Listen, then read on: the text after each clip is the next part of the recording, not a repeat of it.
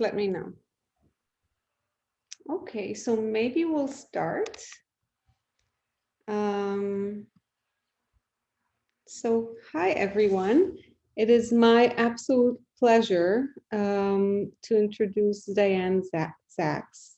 Diane is a PhD in law and is one of Canada's most respected environmental lawyers. She ran an environmental law boutique for 25 years and was the Environmental Commissioner of Ontario from 2015 to 2019. And I'm sure, like me, a lot of us were disappointed when Doug Ford came into power and she couldn't continue in that role. She now heads Saxe Facts, focusing on the climate crisis, and hosts Green Economy Heroes podcast, which I really recommend. She's a senior fellow at Massey College and received the Law Society Medal for 2020. She's also a Clean 50 honoree.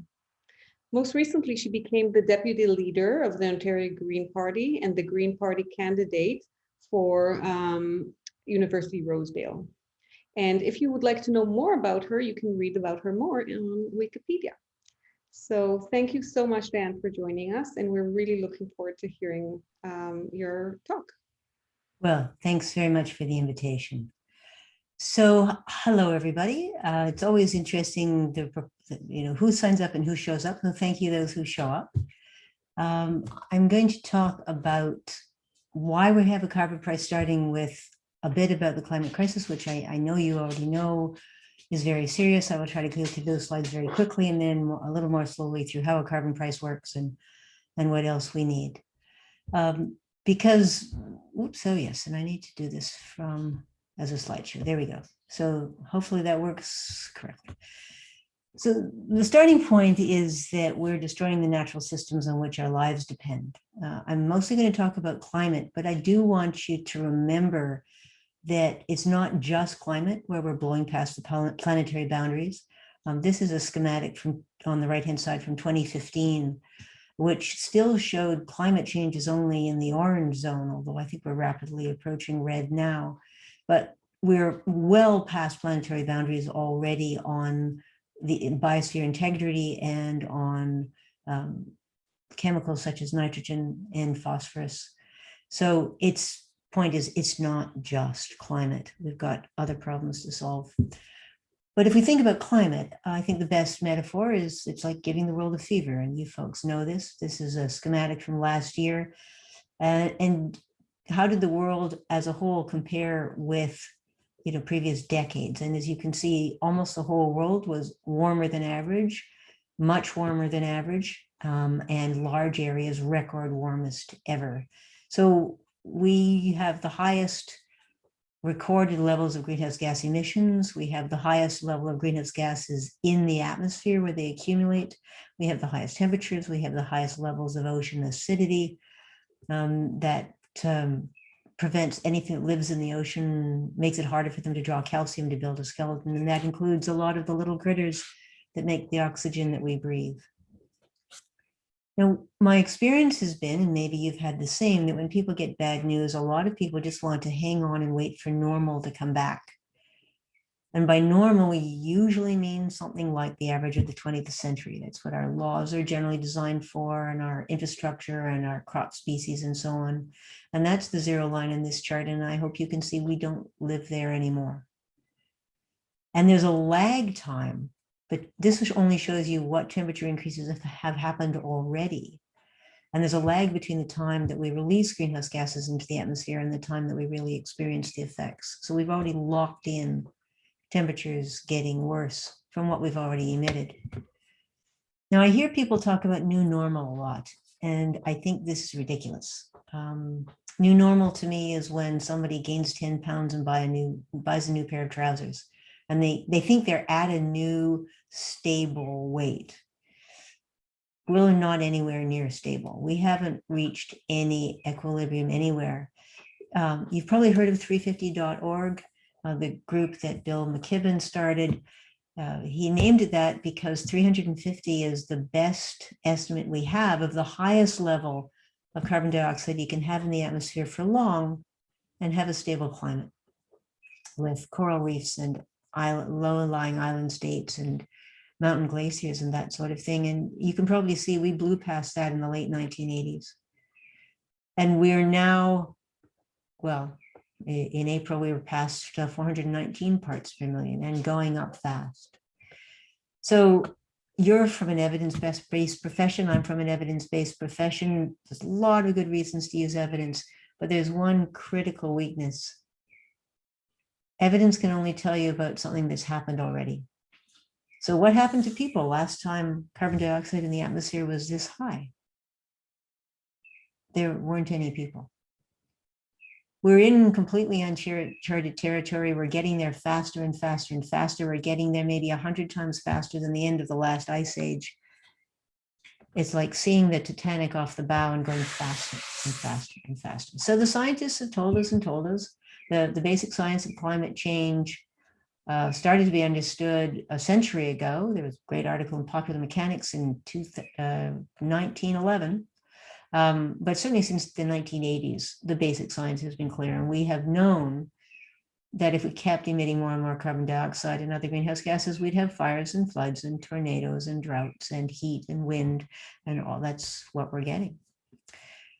The science was so clear in the 1980s that in 1992, all the countries of the world agreed to a treaty, the United Nations Framework Convention on Climate Change, where every country agreed that we would keep global average temperature rise this century below 2 degrees, because it was already clear by then that if we blew past 2 degrees, there'd be really serious consequences, including to our ability to grow food and to sustain civilization. But by 21 years later, in 2015, it was clear that 2 degrees isn't safe.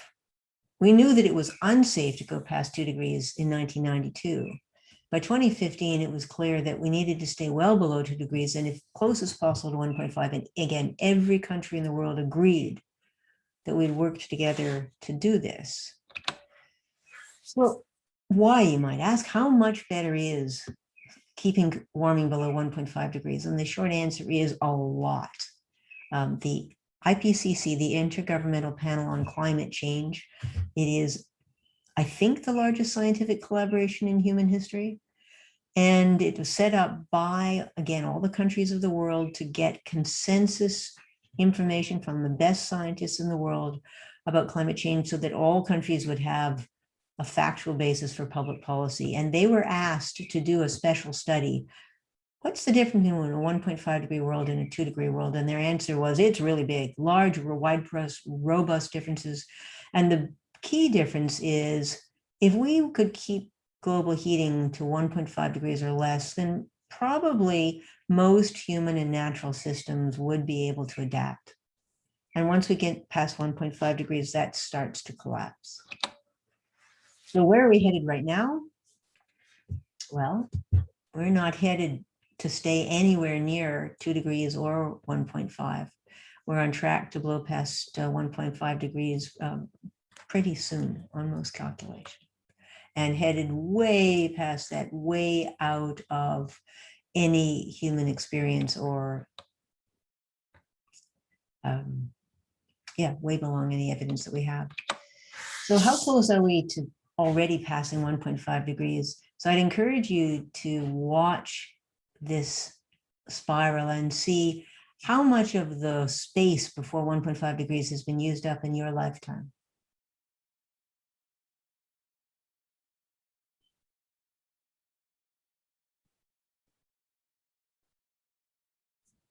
We're using most of it up. We're almost there. Our house is on fire. So there's a lot of cartoons to try to explain it. Here's another one.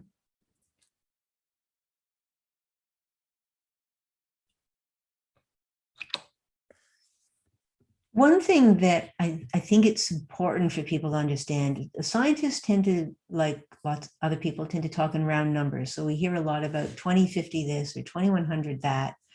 And it's really hard to get people to take these dates seriously. But we're talking about the lifetime of today's children. I'm very fond of these little boys. They're likely to live to 2100. Any baby born this year only turns 79 in 2100.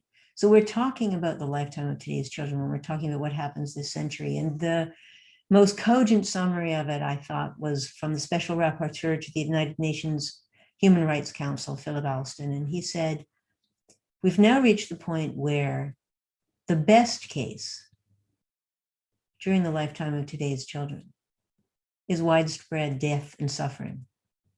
And the worst case is humanity on the brink of extinction. I don't think there are any bigger stakes. I don't think there's anything that matters more. So that's why I'm still working on this. So is it too late? Well, too late for what?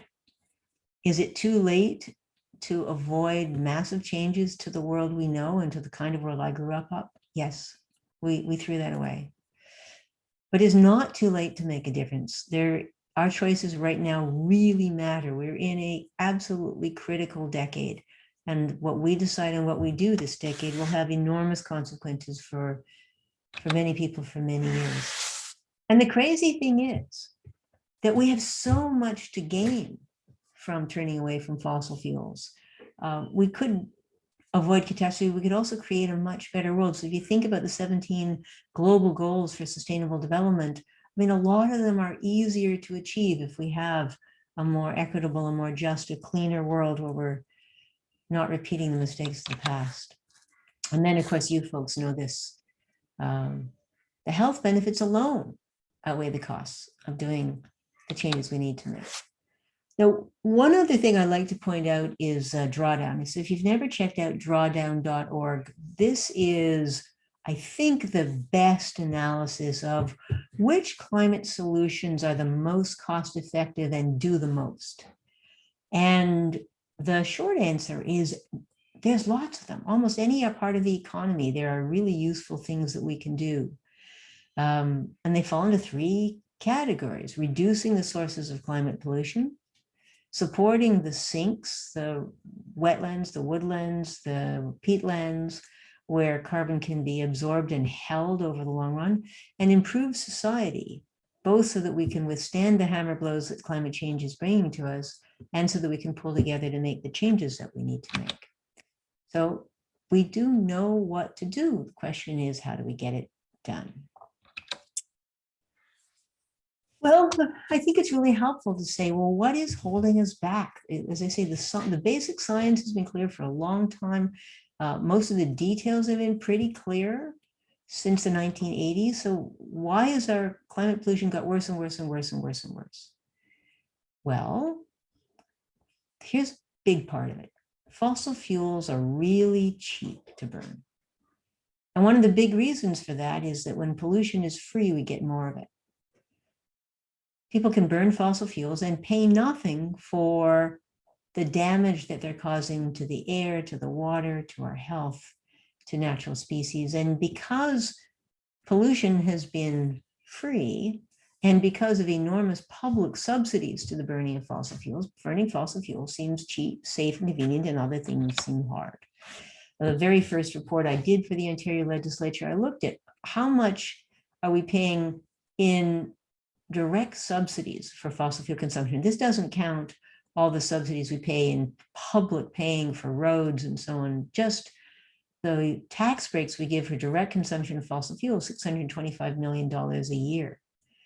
Well, fossil fuels have benefited from public investment and public infrastructure, and they've made enormous profits and used those to buy themselves political power. And so we've ended up with the costs being public and the private profits being private.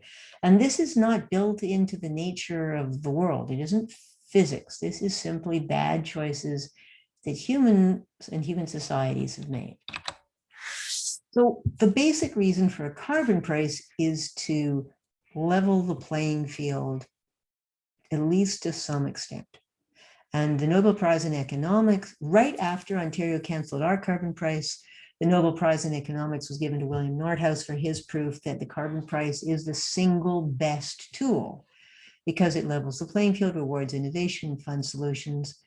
And there really are only three big buckets of solutions that government can use. They can make polluters pay to make doing polluting things more expensive. They can invest in solutions, and we usually need the carbon price to produce the money to do that. And we can use regulations. We know that when government puts a price on pollution, many good things happen. And we've seen this over and over again. We saw it with acid rain. We saw it with sulfur dioxide trading. We've seen it repeatedly with carbon pricing.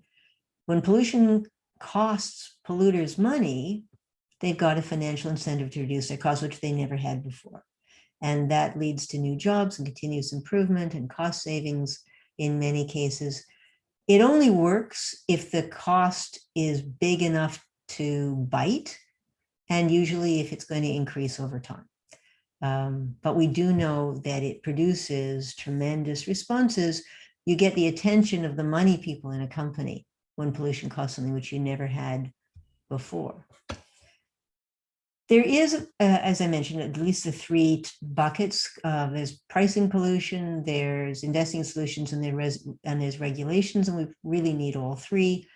But quite often people like to compare carbon pricing versus regulations. The basic argument for carbon pricing is that it's cheaper. Emitters are not all the same. Climate pollution comes from an enormous variety of activities. And the costs of reducing that pollution are different for different people and in different places and at different times. And carbon pricing can take advantage of these differences and to minimize the cost of reducing emissions and to give people and businesses flexibility, and cap and trade in particular can do that. Regulations can do things pricing can't, but usually at a higher, less visible price. And one of the key questions these days is, well, which will the electorate tolerate? On the one, if you ask people's opinion, they don't want to waste money, but they do often prefer something they can't see, even if it's more expensive. So with that background, let's think about how Canada's carbon price works. Well, there are three kinds of design questions that I'm going to ask you to think about, and I'll talk about just briefly. The first one is, where does the money come from? Like, who pays? And what are the rules that determine who pays and how much? The second question, which is related to that, is what's the form of the system? There's two general flavors of carbon pricing systems.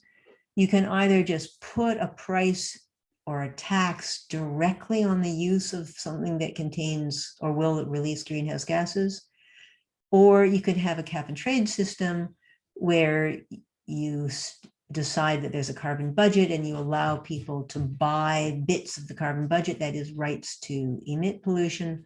In either case, you get people paying in exchange for polluting. And then there's the whole question of what do you do with the money once you collected it? And there's at least four buckets for that.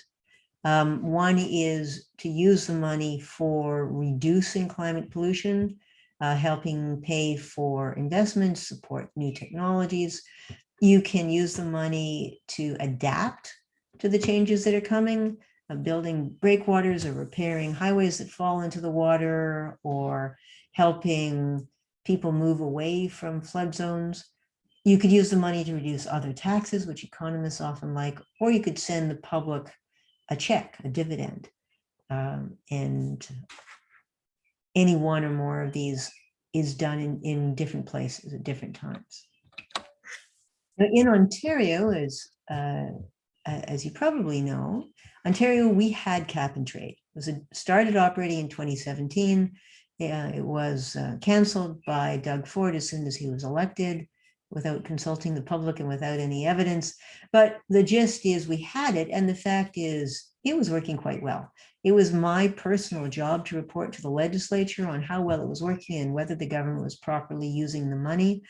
You may recall Doug Ford fuming about a green slush fund. Well, there was no slush fund. The government was using the money almost completely in accordance with the statute, and great things were happening.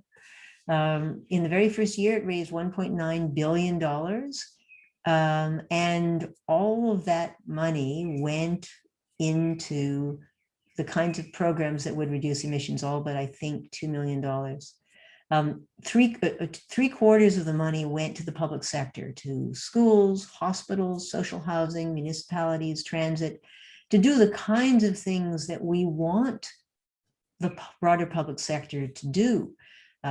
We have an awful lot of people living in social housing. I know you're more familiar than I with the social determinants of health. And we know that many of these buildings were badly built in the first place, have been badly maintained. They're miserably cold in the winter. They're oppressively hot in the summer.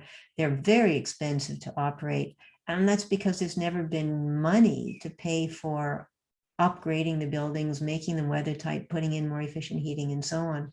Well, 19,000 social housing units got that money and were dramatically improved. Significant energy retrofits at 98 hospitals, so that the Elliott Lake General Hospital was able to upgrade their building envelope and their heating system and start saving something like $300,000 a year, which they could put directly back into patient care. 129 municipalities and so on and so forth. So it was a really great program. It was working very well. The decision under that system was to use all the money for mitigating pollution, nothing for anything else. But at least it did provide money for some of these tremendously important changes. And how was it working? Well, we had 4 provinces with carbon pricing in 2017. As you can see, they all had above average growth. And then, of course, nothing. So everything was canceled as soon as Doug Ford was elected. Right after he fired the chief scientist, he canceled all of Ontario's serious energy and climate programs, including cap and trade, 752 renewable energy contracts, energy conservation, many, many other things. Now, the consequence of that was that we then got the federal carbon price. I remain convinced that the cap and trade system was better for Ontario than the federal carbon price, but it was completely obvious that as soon as Ford canceled Ontario's carbon price system, the federal one would apply. This was agreed to by Ontario and almost every other province and jurisdiction in Canada in 2015 in what's called the Pan-Canadian Framework. As Canada was getting ready to go to the Paris Climate Agreement Conference, the federal government worked with all the provinces to come up with this Pan-Canadian Framework, and it had 4 pillars. And one of those pillars was that every jurisdiction in Canada would price carbon pollution, and if the provinces didn't do it voluntarily, the federal government would make them.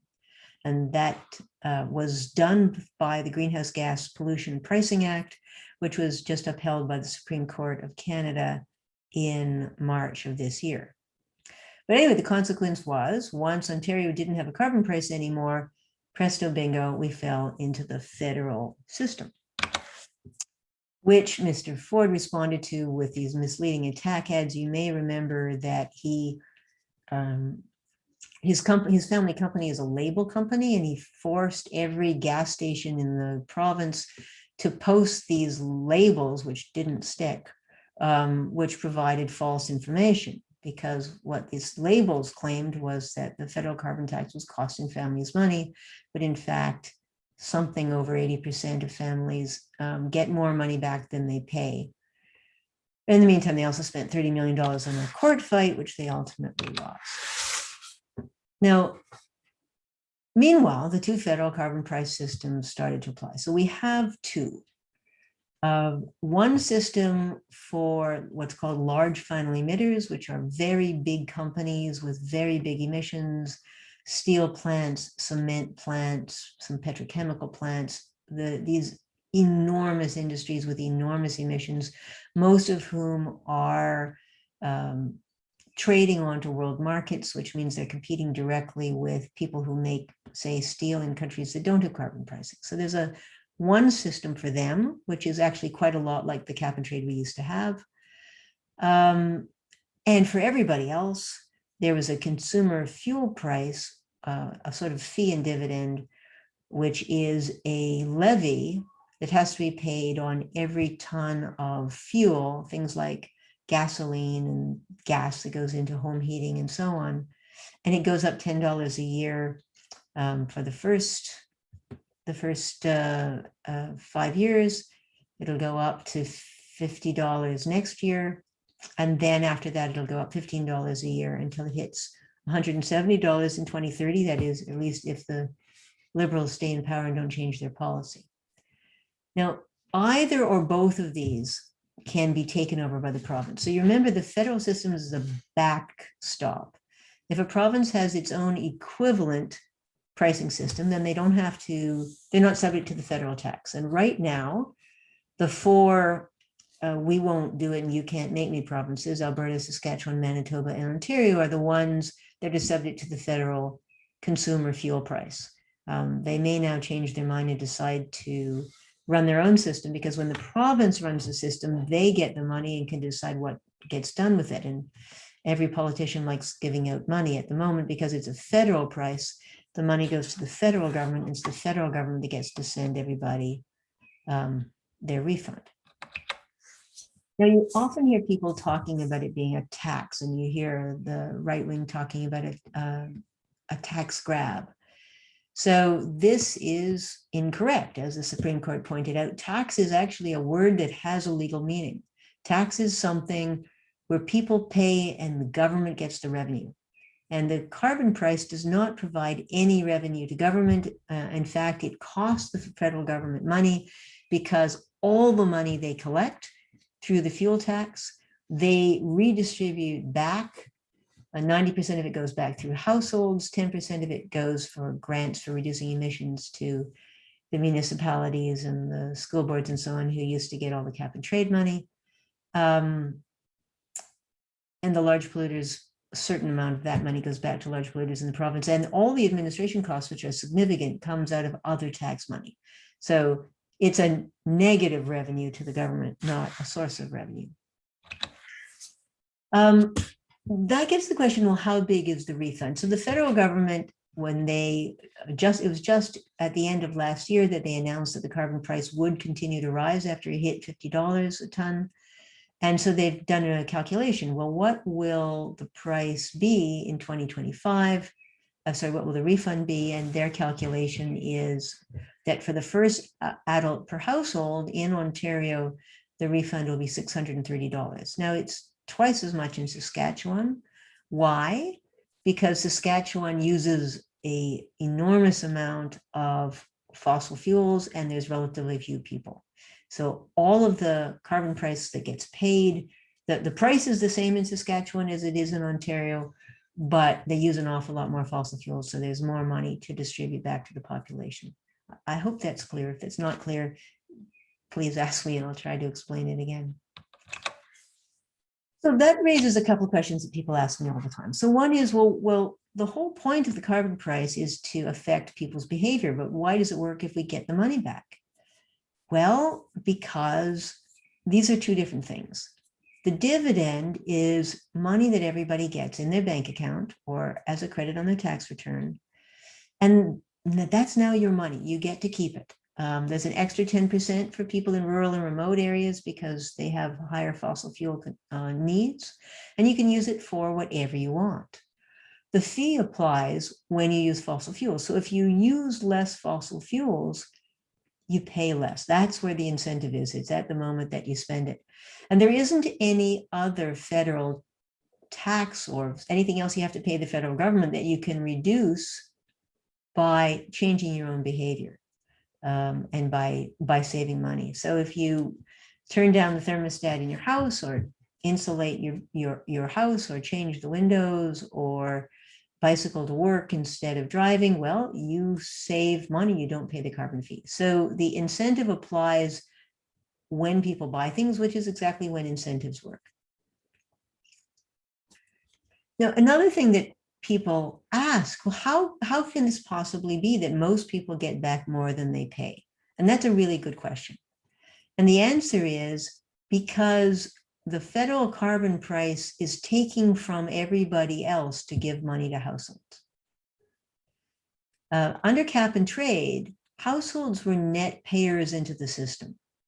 The broader public sector, municipalities, hospitals, and so on, they paid a small amount. And as I say, they got a lot back in grants. Other businesses paid, these were some estimates that my office did when I was commissioner, predicting forward to 2022, that businesses would pay 130, 138 million a year. And that's where the money came from, the $1.9 billion. It came from all of these folks paying into the system. Under the federal carbon price, households get back enormously more than they pay. Well, where does that come from? Some of it comes from richer households, but a lot of it comes from the broader public sector and from other businesses. So as you can see, the impact on the broader public sector of switching from cap and trade to the federal carbon price is really expensive.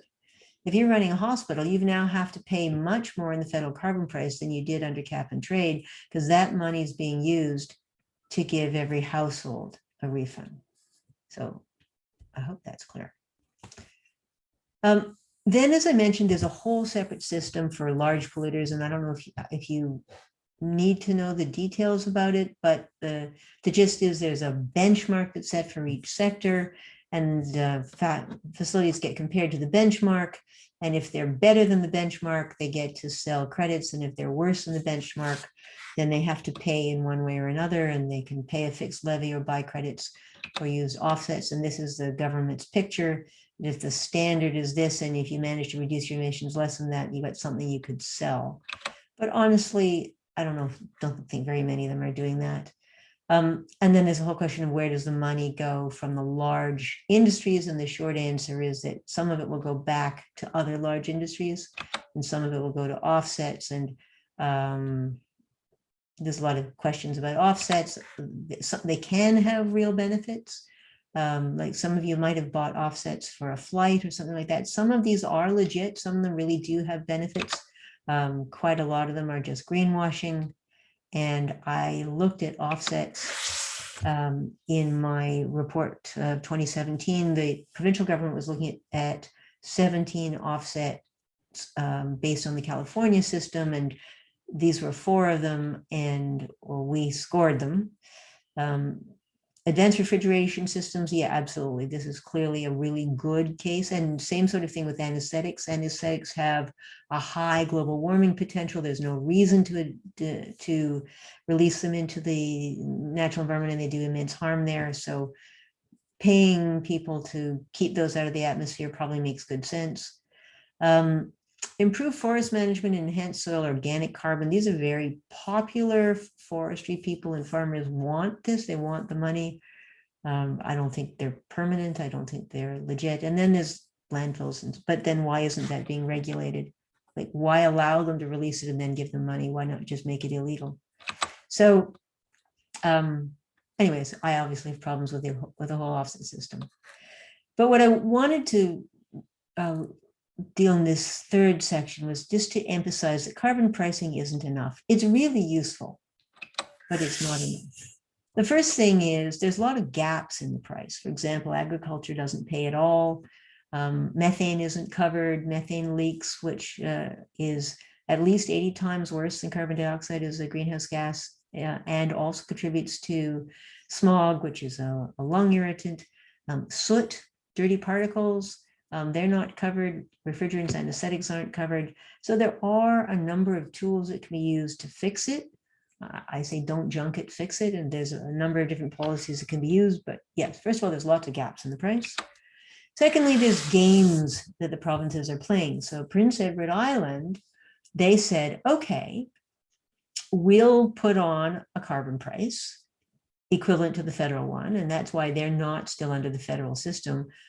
But they then cut their own gas tax 3.4 cents. So they eliminated almost all the effect of having the carbon price at all. So there's lots of different ways that provinces can play silly bugger games, which will probably mean that they don't, in fact, reduce their pollution, but that doesn't seem to be critical to them. Even in the Pan-Canadian framework, even as it was originally designed, it was always clear that pricing wouldn't be the whole story. There would always have to be regulations, clean fuel standard, methane regulation, coal phase out, and other kinds of things. So you might remember that there are 4 pillars to the Pan-Canadian framework. Carbon pricing was the first pillar. But the second one was what they called complementary actions. What else are we going to do to reduce emissions? And then there are dozens of ideas that have been listed. Everything from increasing investment in renewable energy to smart grids to reforestation, reducing waste, energy efficient appliances. So there's a lot of other actions that have to take place. The price is a really good tool. You can't sow a whole garden with a single seed. It's going to take a lot of seeds. And we know we are going to need both carbon pricing and regulations. There definitely are things that regulations are better at, especially when you actually know what the right answer is. Carbon pricing can be really good at triggering innovation, but when you know the answer, you just have to make people do it. Regulations can be simpler and more straightforward and get things done in some cases faster. And then there's these two other pillars. So there's pricing, carbon pollution, there's the complementary actions, other things to reduce emissions, but that's not enough because the climate crisis is here already. We can't choose between reducing the pollution and coping with the damage because we're already having to adapt. So lots of work has to be done so that we can prepare for the heat and the wind and the storms and the floods and the droughts.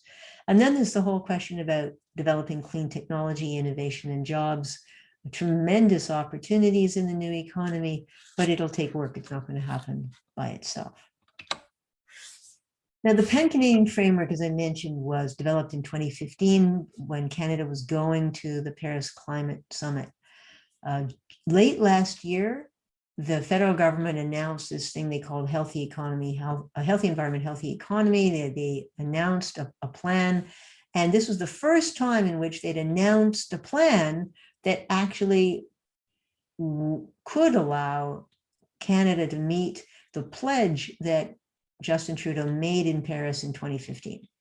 So we've been talking about it for 5 years. We weren't anywhere near on track to meet it. So as of December, we now had a plan to say, okay, we can meet the old, not very good pledge. And then this spring, Mr. Trudeau said, okay, and now we're going to increase our pledge, which means again, our plan doesn't match our pledge. There's a very big gap between what the federal government has said it's going to do and what it would take to meet the commitment. So there's lots of questions about, well, now what are we going to do? We know that no one can do everything, but everyone can do something. I hope you've heard of Sophia Mather. She's now a 13-year-old girl in Sudbury, Ontario. She started being a climate activist when she was 7. She was the first child in North America to join Greta Thunberg's Fridays for Future climate strikes, and she's inspired people all around the world. She's an inspiration, absolutely. The very last thing I put out just before my office was silenced was this question about the individual carbon footprint. And we hear a lot from big polluters in particular, and sometimes governments will say, well, what are you doing to reduce your carbon footprint? And you should feel guilty about your carbon footprint. And there certainly are important things we need to be doing for our individual carbon footprints. But collective action matters more. And we know that the choices that individuals can make are really powerfully directed by infrastructure and public policy. So if you think, for example, about this Windsor hospital, well, if you put the hospital way the heck out in the suburbs that nobody can get to without a car and exacerbate sprawl, you make it very hard for individuals to choose a low carbon lifestyle and still get to the hospital.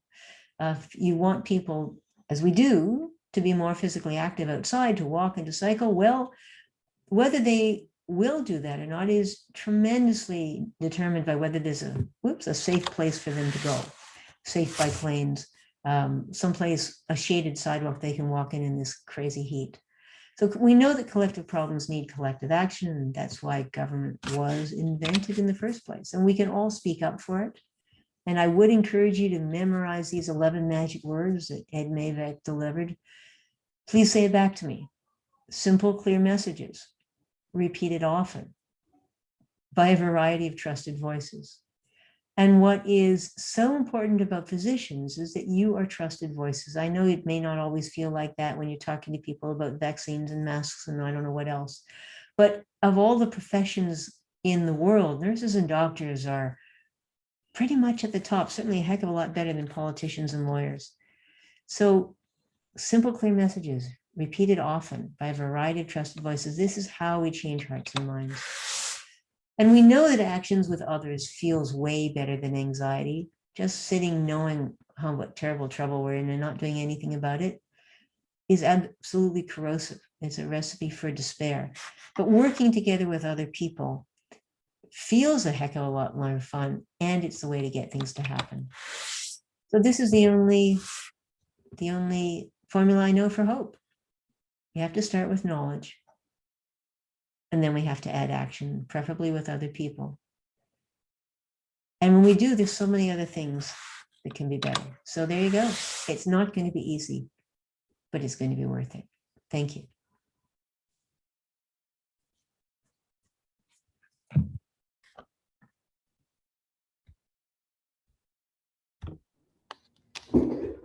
Thank you so much, Diane. I learned so many new things and so many details. You froze a little bit. Yes, I have indeed frozen. I'm not sure. Okay. So I would, Maybe you can kick me off screen sharing because my computer has indeed frozen. okay. So maybe Michelle can kick me off screen sharing. yeah, I think Michelle would be able to do that. She can stop me from, she can take me off being a host. So Michelle will do that. And meanwhile, I would like to start the Q&A. I think we have, I have a lot of questions to ask you. I'm wondering if our audience has any questions before we start. So feel free to write questions in the Q&A or in the chat if that doesn't work for you. Okay, if I end up having to crash the computer, I'll come back in. Okay, that makes us feel so much better. Oh, I went to screen share just so it would remove. That's weird. Can you just turn me off from being a host? Sure. Meanwhile, Diane, I was thinking I had two questions for you. Sure. One is, what do you think about less as a carbon offset? I'm sorry, what do I think about? It's called Less. It's the carbon offset company that I think Air Canada uses. It's a common carbon offset.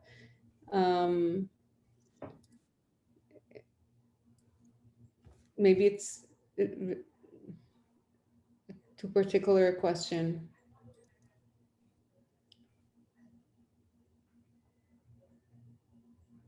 I think you froze completely.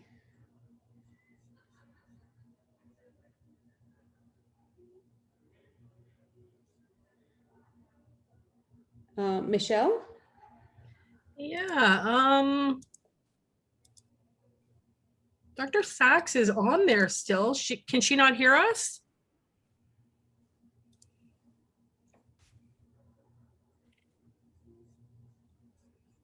Okay, so I think she was bumped off. I had another question. The federal government announced recently that they would allow money for home retrofitting. So I think that's an important thing we can do. And I'm not sure many people know about it and know what to do about it. So I was wondering if Diane has any ideas about that.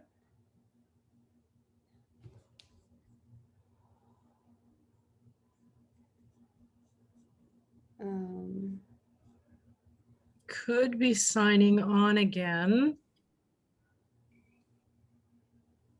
Guess while we're waiting, I can repost Diane Saxe's website. She wanted to share with everybody just in case you wanted more information. I'll post that in the chat here.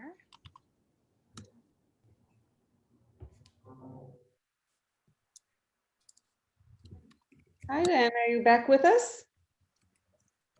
Hello. Hi, Dan. Okay, well, computer is being completely uncooperative, so I've just phoned in. Okay. Yeah. Your spirit, that's the most important thing. If I can get the computer to start again. I will, but in the meantime, it's just not talking to me. Sorry, you were asking me whether something or other was, I just couldn't hear. So there's, this is not directly connected with carbon pricing or cap and trade, but it is connected to offsets. Yes, There's a company called Less, which is very common that I know oh, is. less, yes, okay, right. I was wondering if you have any thoughts about that? So I haven't looked at less recently. They are selling offsets. As I mentioned, I'm pretty fussy about offsets. When I did my report to the Ontario Legislature on offsets in 2017, what I found was that many of the popular ones I really don't think are legit. When we release carbon dioxide into the atmosphere from burning gasoline, it's there for the long run. You know, best estimate is that a fifth or a quarter of it's there for 1,000 years. Mm-hmm.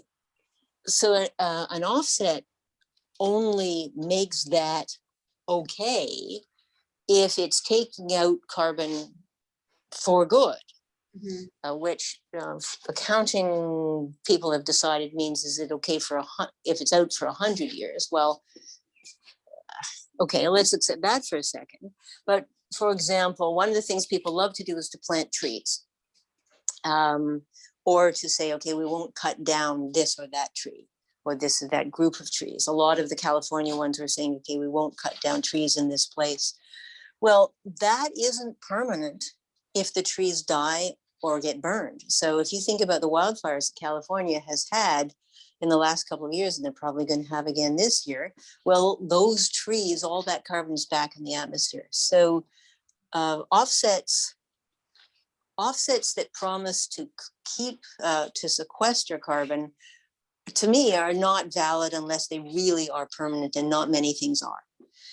Most of the cheap ones aren't. On the other hand, something that genuinely destroys methane that would otherwise be in the atmosphere, that's legit. Something that would destroy anesthetics, that's legit. I mean, we should probably just have regulations, but until we have regulations, offsets can make sense. So the short answer is, I think some of them are legit, many of them aren't.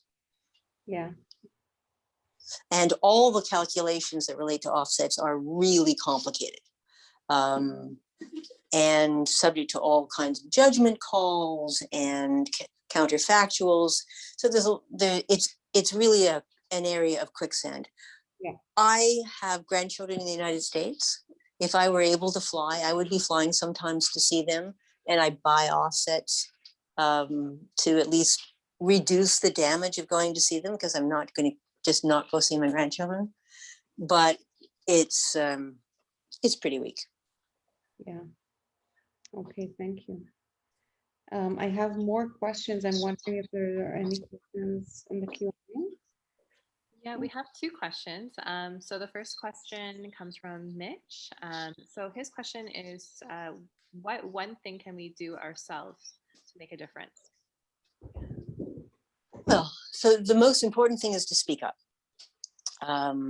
Absolutely, it's the most important thing, especially for doctors. So Megan Davis, for example, in Hamilton, she went to see her municipal councillor to talk about the urban sprawl proposal before municipal council, and phrased it as a doctor in terms of the impact on the health of patients and people in the city, from air pollution, from car crashes, from immobility, and that seems to have made a difference. I mean, council voted to send it back to staff for at least to consider keeping the existing urban boundaries. Having doctors speak up matters. So if you only do one thing, do that. Thank you. You should, of course, do more than one thing, but. Sounds good. Another question comes from Gary from Sudbury.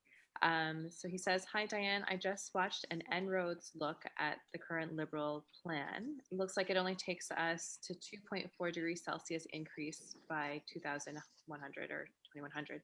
What are your thoughts about this? Oh, right. Doug Pritchard was doing a session tonight. doing exactly that. There's no question that the Liberals are not doing enough. I mean, that's why I'm in the Green Party and not in the Liberal Party. My best metaphor for that is if you think about wildfire approaching your house and you've got embers sizzling on the roof. Well, what do each of the parties bring? Well, the Conservatives are throwing gasoline on the house. That's not good. Well, at least until Erin O'Toole had his new policy, which has at least some good things in it. Doug Ford is certainly throwing gasoline on the roof. The Liberals and the NDP, to me, are bringing a garden hose. It's better than nothing, but I don't think it'll put the fire out. So the International Energy Agency put out a blockbuster report in the last few days, and it's important because of who they are. After the oil price shock in 1973, Western countries put together the International Energy Agency basically as a protection because of the vulnerability of our societies to being so dependent on oil and gas and having to pay so much for it. And as you know, trillions of dollars have been transferred from the West to countries like Saudi Arabia ever since. So the International Energy Agency has been basically about making sure that we all get all the oil and gas that we want. And they have been notorious for making supposedly authoritative predictions that have always dramatically underestimated what renewable energy would do and could contribute. They've been behind every single time, like to an embarrassing extent. So they came out with a massive report this week or late last week to say, well, if we want a stable climate, it's too late to build any more new oil and gas production facilities anywhere in the world. It's too late to put another dollar into a new coal-fired power plant anywhere in the world. Within the next few years, it's too late to build another gas-fired furnace or boiler anywhere in the world. Countries like Canada are going to lose most of the market share for their oil and gas. Canada's been dependent for some years, $100 billion of export earnings from oil and gas. So the world is really changing and must change if we want to have a stable climate. And it's not that they're saying things that anybody else hasn't said. It's that even this very conservative, very mainstream, very oil and gas focused entity has said that old world has to stop now. And if you think of all the new subdivisions being built right now where they're running gas pipelines and putting in gas furnaces, we mustn't do that. It's too late to do that. That's the wrong thing to do. It's locking us into a future we can't have. Trans Mountain Pipeline, does it make any sense in that world? Absolutely not. So more and more people who used to be very opposed to climate action are saying, you know what? We really have to do this and we have to do it. We have to do it right now. And I'm sorry, I have forgotten the question. So I hope my answer was somewhat helpful. Absolutely. It was, thank you. Oh, yes, it was about the Liberals, right. So the Liberals are not anywhere near that. They haven't done anything to say we're going to stop fossil fuel lock-in. There's a lot of good things in the plan. It's better than anything they've ever done before. It probably would have allowed them to meet the very weak climate commitment that Stephen Harper made in 2005, which was all Justin Trudeau repeated in 2015. But that's nowhere near a sustainable future. And we in Canada, we're a very small population. And yet of the nearly 200 countries in the world, we're one of the 10 or 11 worst polluting countries from a climate point of view. We also drive the most polluting vehicles in the entire world. We've beaten out the United States. So there's an awful lot of room for us to improve, and most of that stuff the federal government isn't doing much about. I have a follow-up question to doctors speaking out. Is there a document with numbers with the difference that a cap and trade system makes as opposed to Doug Ford's plan that we can work with to write to our representatives? Well, I mean, cap and trade was a really good program. I think at this point, that's, I wanted you to have a sense of what we've lost. I'm not suggesting that we should be starting again. Right now, Doug Ford doesn't do anything on climate. He was pushed into providing some funding for electric vehicle manufacturing after the GM plant shut down. But there is, I mean, basically everything he's doing is wrong. But what you're asking me is there something you can look to for information to use for letter writing? Yes. That's a good question. There are groups that, like the David Suzuki Foundation, put out information. I don't have anything right at my fingertips. One of the challenges is that the Ford destroyed the cap and trade system right in the middle of a year and prevented the data from being collected, analyzed, or evaluated. So we won't ever have, I think, anything better than what I did in my report at the time. But what we can say is that even the International Energy Agency has made really clear what we have to do, and that what Ford is doing is the opposite. We need to dramatically increase solar and wind. And what did he do? He canceled 752 clean energy contracts, clean power contracts, and stopped any kind of a procurement of new ones. We have to dramatically increase energy efficiency, and he cut energy efficiency programs. We have to reduce speed limits on highways. He's increased speed limits and wants to build more highways. I mean, on almost any point, he's done the opposite. We need to dramatically increase the use of electric vehicles, and he canceled all the incentives for electric vehicles and tore electric vehicle chargers that were already installed out of the ground. Yeah. But yes, a clear draft that you can copy. This is actually a good point, is that there should be resources of letters that you can use. And I don't know who's got that right now. We would do that. We would definitely do that. And I know that our readership are really eager to move something, and are really good at writing. So I think, well, even just asking, I think you don't have to feel so much necessity to include facts and figures in letters. I think that a personal letter to your municipal councillor, to your MPP, to your MP, saying, as a physician, I am very, very concerned about the impact of climate change on the health of my patients and my family. Please tell me what you're doing to help keep us below 1.5 degrees. yeah. This matters a lot to me, right? That's really all you need. Politicians pay a lot of attention to what they hear from their constituents, a lot of attention, and they don't hear about this very much from constituents. I mean, more than they used to be, but they need to hear about it much more, because remember, the fossil fuel companies are pouring enormous amounts of money into lobbying. Canadian Environmental Defence Fund showed that the oil industry was contacting the federal government roughly 4 times a day for the 7 years leading up to 2018. It's probably been much more in the last year, as they've lobbied furiously for billions of dollars, and they've been getting billions of dollars. So the forces that are pushing for continued pollution have money and are using it effectively. So other people who don't have $1 billion to throw at this have to do it through organizing and speaking up. A lot of partnerships.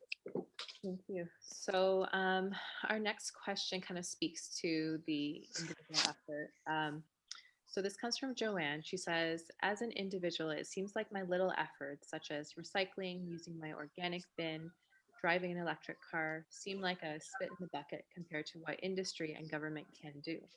Am I just being pessimistic? Do these efforts really make a difference?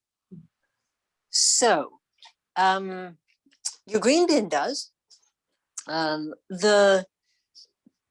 Your electric car does, for sure. Let's think about the green bin for a minute. One of the things Drawdown pointed out in their top list, there's one of the things is educating girls, but another one is reducing food waste, because food, when it rots in the landfill, generates methane, which has bad for air quality, bad for lungs, bad for the climate, and is a waste of energy. So putting organics into the green bin, where it goes to be properly managed, that really is useful. But that's a private thing. I mean, I guess to some extent your neighbors see if you put out your green bin, if you're on a single family home. But driving an electric car is more public. And setting a public example, I think, really does make a difference. So other people are social animals. They're very influenced by what they see around them. A lot of data suggests that most Canadians, they know that the climate crisis is caused by people. They know we're in trouble, but they feel kind of helpless and alone. They don't think other people care about it as much as they do, and they don't think other people are doing anything. So doing something visible helps encourage the others to do things as well. So, I mean, I put solar panels on my roof, and within a month, one of my neighbors came over to say, "Oh, I'm glad to see you got solar panels. We've been thinking about it too. How did you do it?" Doing something visible inspires other people. Buying an electric car provides a market and a path forward for the car makers to make the investment decisions that lead them to changing their fleet. Doctors are often investors. If you speak up to where your money, to your bank, or to where your money is invested, there's enormous power in those pools of money. Even speaking up to the Canada Pension Fund with its terrible, terrible record matters. And so your voice matters. It's more fun to do activities with other people, and it is more effective, but individual action helps too. It's a great place to start. It's just a terrible place to stop. Thank you for that. Another question comes from Sasha. Sasha says, to your point about individual action and speaking up, how do we get the Greens elected, or at least move the political conversation from debating the type of garden hose to something much more robust?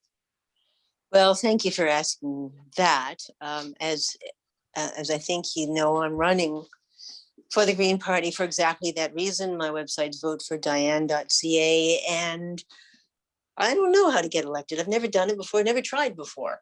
But I've turned my life upside down to try, because it seems to me that Greens have to be at the table. And one of the challenges we've had over the years is that environmentalists, and honestly, this included me, like talking about policy and hope that that's all it takes, and don't want to get their hands dirty in the really hard, messy work of politics. And so I realized I have to. So how do we get people elected? Well, it's a combination of volunteers and money.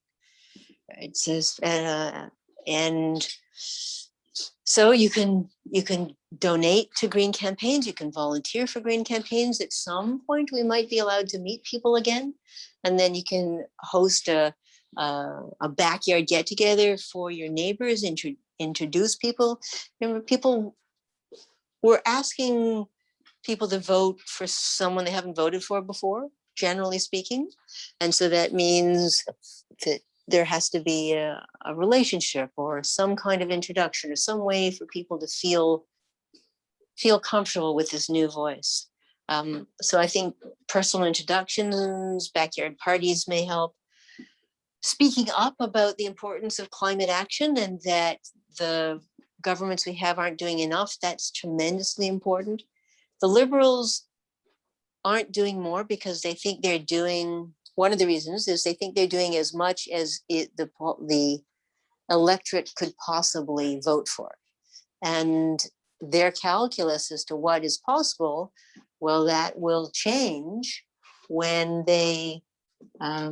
when it becomes visible that the population will support now. So Gary knows the story very well. Sudbury is one of the great examples where the city government in Sudbury was developing a climate plan and was being very cautious about it because they didn't think they'd get public support. And a group of people in Sudbury, which I think included Gary and his wife, did a petition calling for strong climate action that got thousands of signatures, and it blew the minds of the people in the city government that, oh my goodness, there's so much interest and support for climate action. So they went back to the consultant and said, I know we told you to give us a little plan. No, give us a bigger plan. And it was that petition that made all the difference. Don't ever underestimate how many other people want to do something and feel helpless and alone. So boldness can open the door for other people to do things as well. Gary, have I got that mostly right?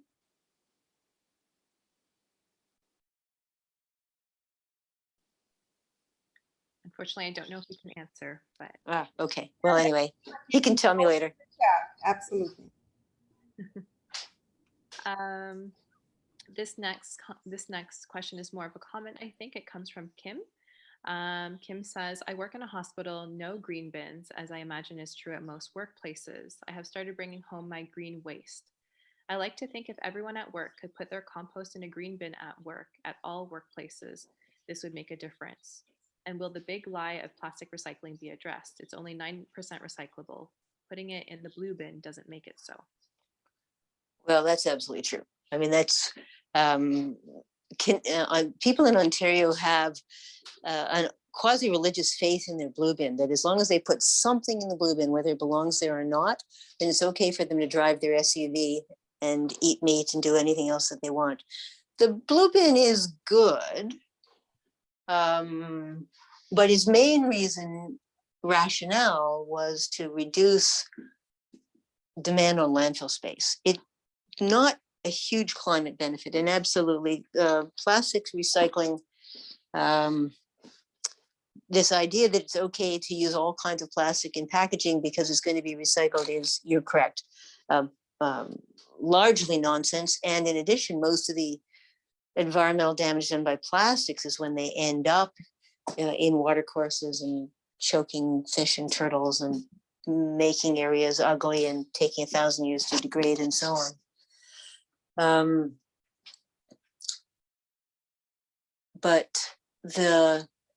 So yeah, plastic recycling, definitely not a great solution. Much better to use dramatically less plastic, and in most cases, single-use plastic doesn't make any sense at all, and we can do without it. There's probably some medical exceptions, which I'm not an expert on. In terms of green bins in workplaces, the reason that green bins are not in workplaces is the workplace has to pay for it. And it hasn't been a priority for most organizations. There is a young woman, Jocelyn Molyneux, who is making a business composting food waste. And she had a great business picking up organic material from offices before COVID, and then got hammered in COVID, but she's back in business again. So even if you can't get the whole hospital to set up a green bin, you might possibly be able to get your unit or your group to get somebody like Jocelyn to pick up the pail and feed it to the worms and compost it. So that's one option. You can certainly be asking your hospital to have a green bin program because of the climate benefits, but it is a cost to them. Municipalities pay for it because they couldn't afford all of the costs going to landfills. But for institutions, they often just send it across the American border into Michigan. So So there's an economic disincentive. Again, bad public design results in bad behavior. I don't know. I hope that was helpful. So bottom line is there are some private options to have green bins at workplaces. So you look up Jocelyn Molyneux worm farmer. If you can't find that, I can look her up and send it to Julie, I guess. But also you can ask your hospital if they would have a composting program or a green bin program of some kind, and you can use the information that's in drawdown about the importance of food waste and minimizing food waste and keeping food waste out of landfill. Thank you.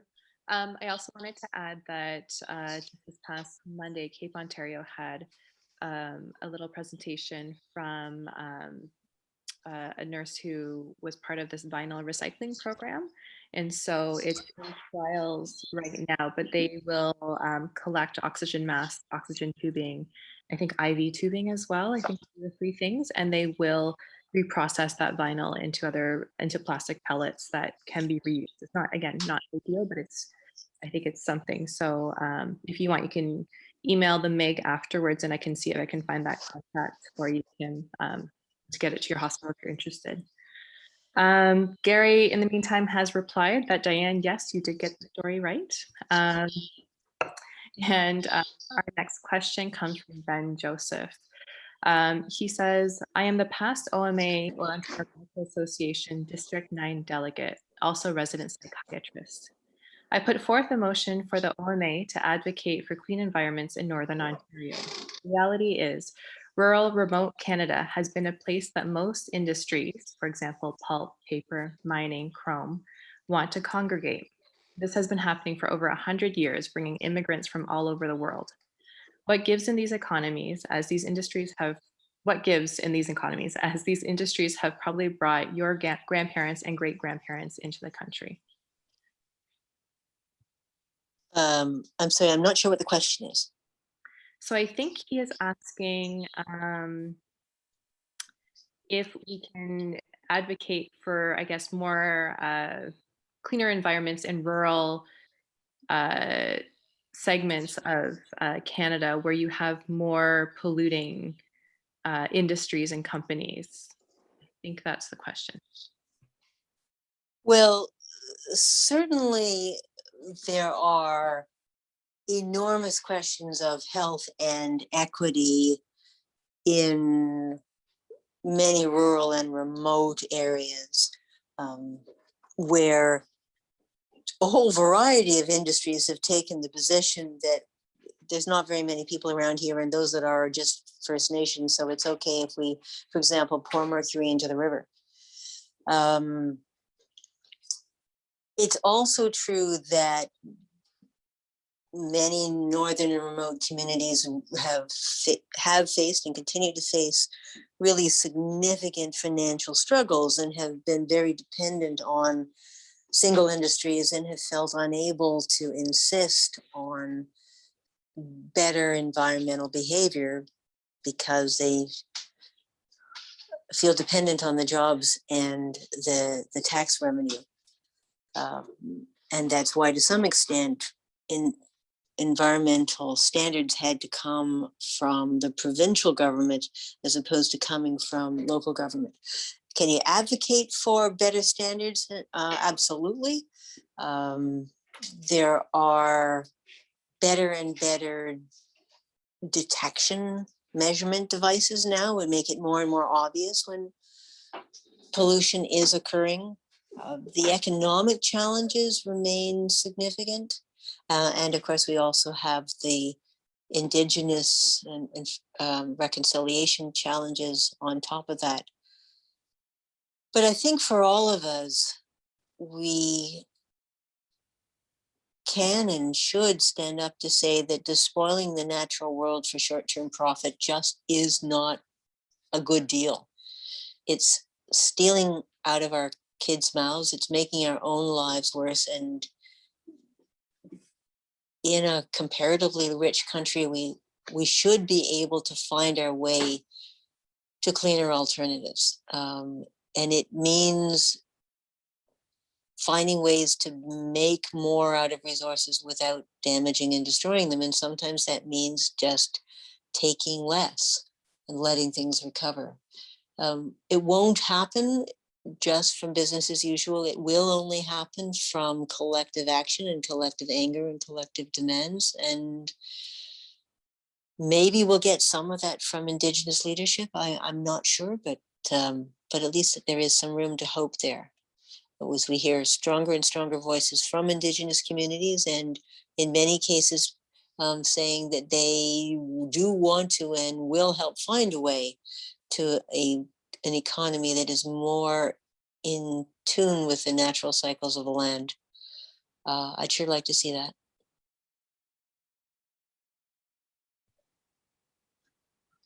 Thank you. I have a question as well. I have a colleague of mine who lives and works in Saskatchewan, and when we discuss pollution, carbon footprint, carbon pricing, he brings up that Saskatchewan has a very efficient carbon capture technology.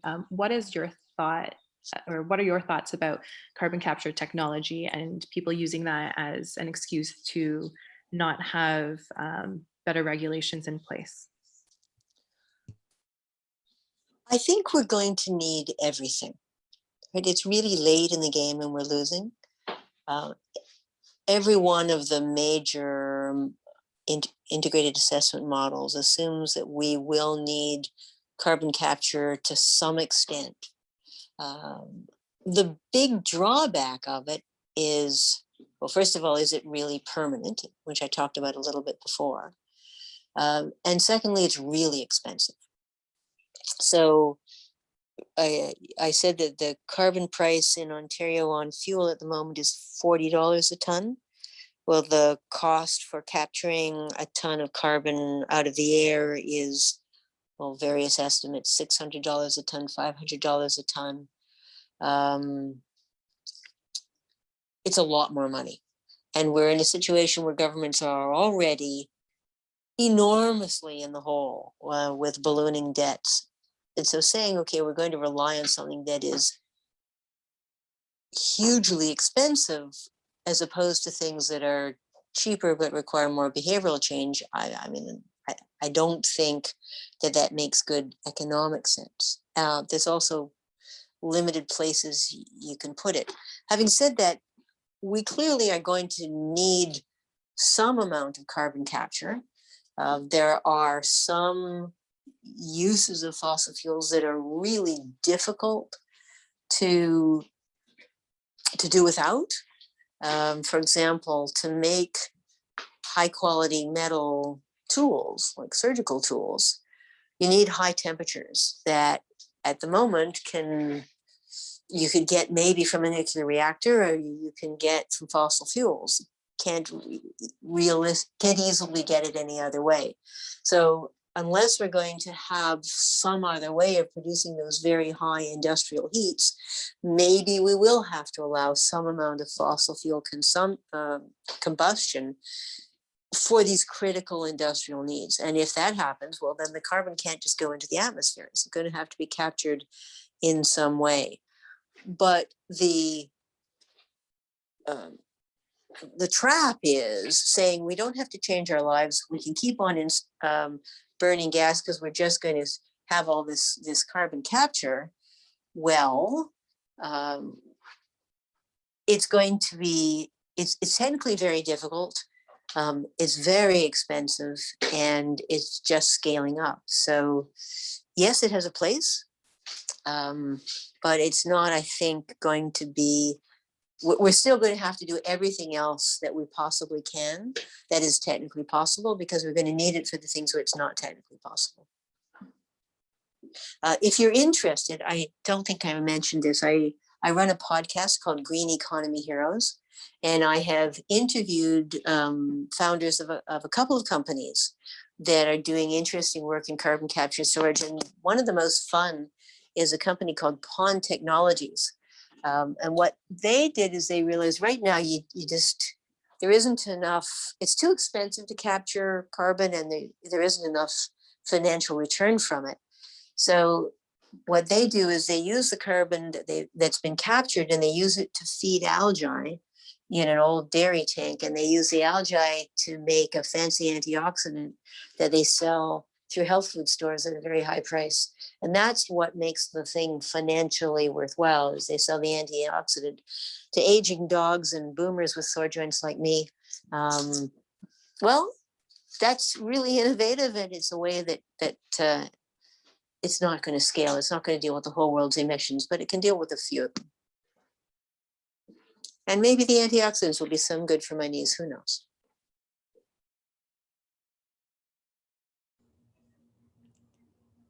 I know you. I know you. You know, you may want to wrap up. It's been a really long day, and we've been here for a while. Yes, you're right. Is there one last question? Yeah, I was wondering if there isn't any other question from the audience, if I can ask. I think there's one more question from the audience, so I will let you answer Rivital's question, and I'll leave my question for later. Okay. The question was, do you think the pandemic will affect climate change? Yes, I do. I mean, the effects aren't simple. Some of the effects are really deleterious. The pandemic has exacerbated the gulf between rich and poor, and it has made inequalities worse. It has reduced social trust. All those things make it harder for us to pull together to make the kinds of changes we need to make for climate. We also have delivered a really serious body blow to public transit all around the world, where people are afraid to be in close proximity to others. And so we've seen people go to more driving in their separate cars, which will make gas use worse, and congestion worse, and air pollution worse, and car accidents worse, and that kind of thing. On the plus side, we've seen a lot of people shaken out of complacency. This idea that the world will continue to be favorable and to allow us to do what we want to because we really want it to, has been shaken for many people. And that again can be positive or negative, but it can allow at least some people to recognize that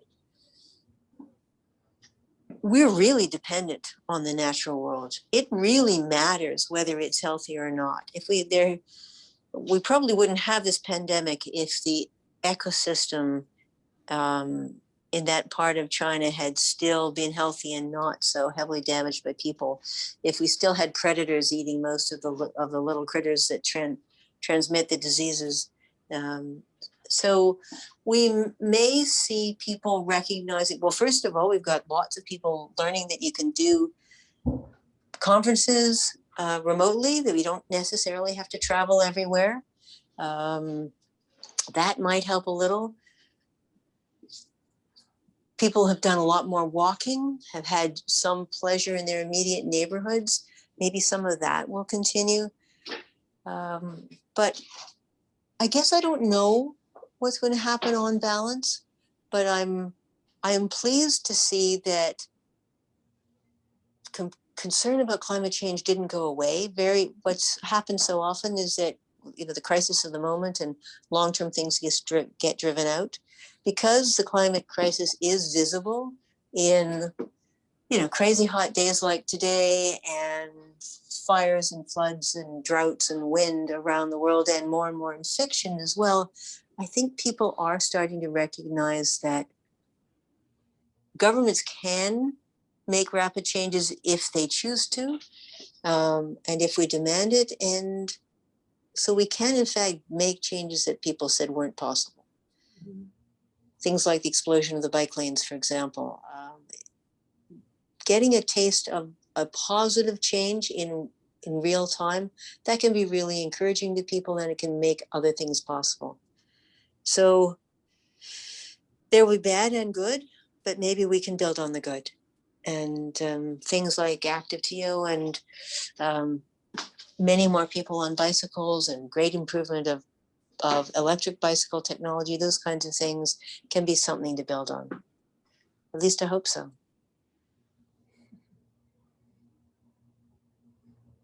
Agreed. Do you have space for one more short question? One more short question, but I really am fading. What's the short question? Very pragmatic one. The Yes. federal does not have to do anything directly with carbon tax, but the federal government announced that they're giving funding for retrofitting homes. And I'm not sure people know how to get to that. And I think that there were questions regarding the, recycling, not a lot, but maybe as doctors, we can spend more and retrofit our houses. How can we benefit from that? Do you know? Right. Well, I don't think the details are out yet. Certainly, I've just spent a ridiculous amount of money changing the 110-year-old windows in my house. But once the federal government has announced that they're going to provide the money, but I haven't seen details of the program yet. But the natural gas, if your house is heated with natural gas, then your gas utility has at least a bit of a efficiency program.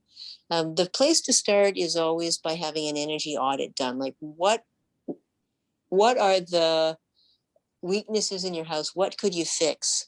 How much would it help? And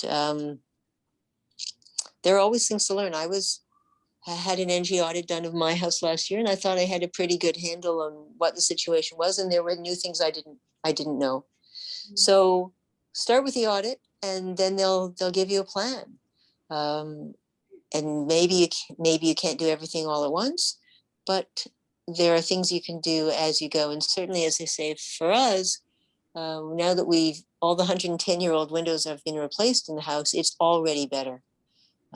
Having well-fitting windows that don't leak, that we can open and close. And I haven't been able to open most of the windows in this house since we moved in 40 years ago. I'm in the same situation, I have to confess. Okay, things to do. Always things to do. But also look for things that give you pleasure. Right? Things getting outside more. You guys will tell other people how important it is to deal with stress and get time outside and get physical exercise and get daylight. Do you do it for yourselves? Some. Well, maybe you can find another moment. Anyway, I hope that was helpful. Thank you, everybody. I'm sorry for the rambling answers. I'm definitely coming apart here. And I'm sorry for the computer crash. Don't know what that was about. Very helpful. Thank you very, very much, Diane. It was such a pleasure to have you. My pleasure. All right. Good night, everybody. Good night. Bye.